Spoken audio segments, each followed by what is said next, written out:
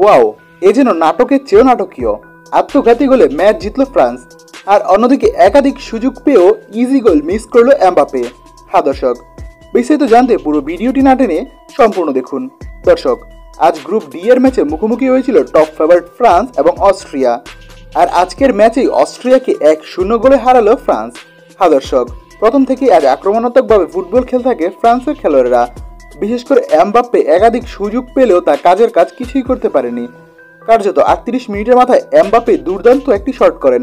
তখন ডি বক্সের ভেতরে একাধিক অস্ট্রিয়ার ডিফেন্সার থাকে। তখন অস্ট্রিয়া এক ডিফেন্সার হেড করে বল ডিফেন্ড করার চেষ্টা করে, কিন্তু বল চলে যায় জালে, যে কারণে আত্মঘাতী গোলের মাধ্যমে 1-0 এগিয়ে যায় ফ্রান্স। এরপর প্রথমার্ধে একাধিক সুযোগ পেলেও কোনো দল আর কোনো গোল করতে পারেনি, এবং দ্বিতীয় অর্ধেও আর কোনো দল গোল করতে না পারায় 1-0 গোলের ব্যবধান নিয়ে মাঠ ছাড়ল দুই দল। কার্যত আজকের ম্যাচে দুর্দান্তভাবে ফুটবল খেলেছে ফ্রান্স। ম্যাচের প্রায় 49% বল নিজেদের পায়ে রাখতে পারলেও 13টি শট করেছে, যার মধ্যে 3টি ছিল অন টার্গেট।